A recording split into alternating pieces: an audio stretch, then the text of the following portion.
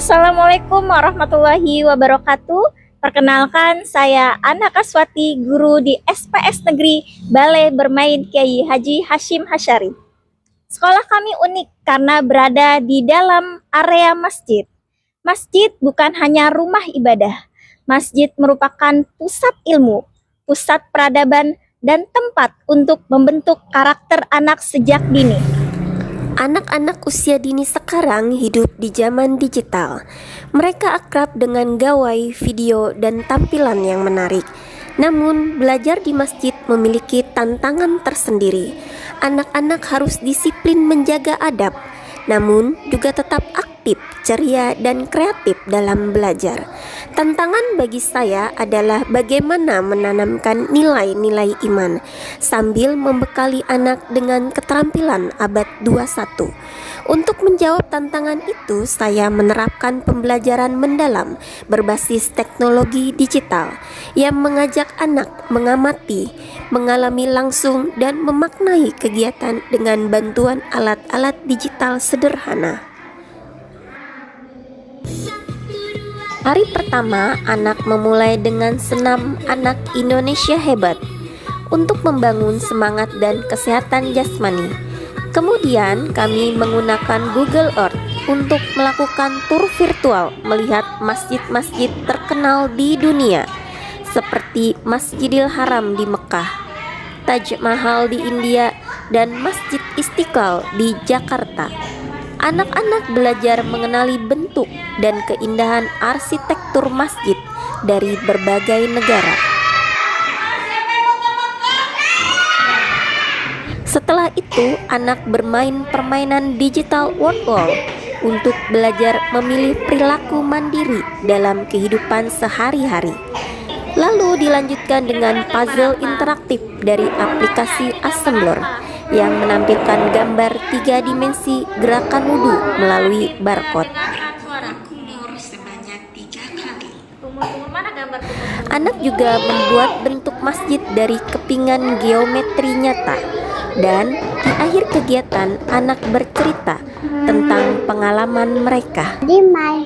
Anak mandiri seru banget. Inilah pembelajaran mendalam. Anak belajar melalui pengalaman nyata dan teknologi yang membantu mereka memahami makna. Tentang anak mandiri. Hari kedua, anak melakukan tur nyata ke dalam masjid. Mereka mengamati langsung kubah, menara, mimbar, dan karpet tempat ibadah. Sebelum masuk, anak membaca doa melalui barcode suara yang menampilkan bacaan doa secara digital dan bisa mereka dengarkan bersama. Doa masuk ke masjid.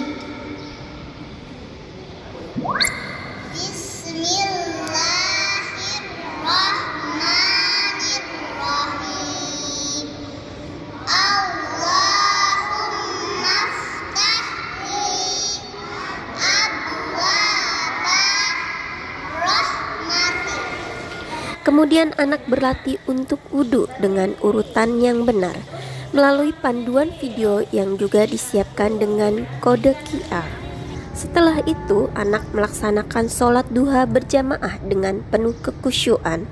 Pada kegiatan berikutnya, anak menggunakan aplikasi Paint 3D di laptop untuk menggambar masjid digital dengan warna dan bentuk sesuai imajinasi mereka.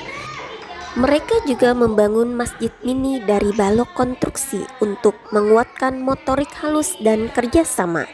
Di akhir kegiatan, anak menonton video dokumentasi pembelajaran hari pertama dan menceritakan kembali pengalaman mereka dengan penuh semangat.